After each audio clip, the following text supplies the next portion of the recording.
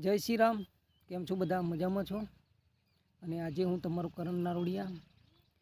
મિત્રો, આજે એવી વાત કરીશું આપણે કે મિત્રો, જેટલા બી વ્યક્તિ કોઈને ભણે છે, કોઈ સ્કૂલમાં જાય છે, કોઈ કોલેજમાં જાય છે, ક્યાં ને ક્યાં જાય છે મિત્રો, બરાબર છે। અને ક્યાંય ને ક્યાંય કોઈ ને કોઈ કોઈનું પોતાનું કામ કરતા હશે, કોઈ બી છે, બરાબર મિત્રો।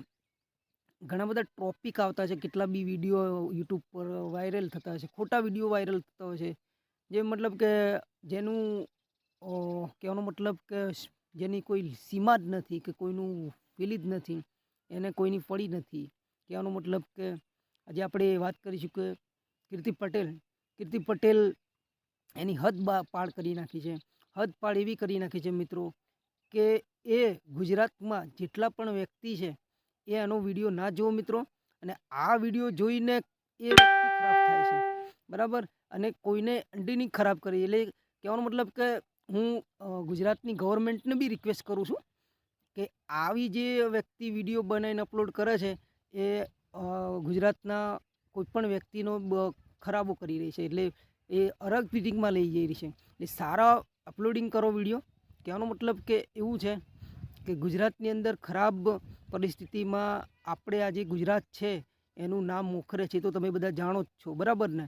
તો આવી જો કીર્તિ પટેલ જો ખરાબ ઓપન ચેલેન્જ બધું બોલે છે, એ તો ખોટી વસ્તુ છે। કહેવાનો મતલબ મારો એક જ છે મિત્રો કે ગુજરાતના મોખરે આપણું નામ છે, અને આવું જો યંગસ્ટર આપણી ગુજરાતમાં એક કહેવાનો મતલબ કે ઘણી બધી કેરીઓ છે અને એમાં એક કેરી ખરાબ થાય તો એ કેરીને કાઢીને ફેંકી દેવી, બરાબર। એટલું સમજી જજો મિત્રો। જય શ્રી રામ, જય ભોલેનાથ।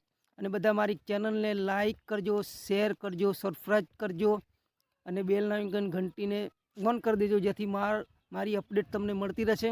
અને ખરાબ વિડીયો ના જુઓ મિત્રો, એક સારું અપલોડિંગ કરો। અને કીર્તિ, તું તો સમજી જ જજે। જય શ્રી રામ।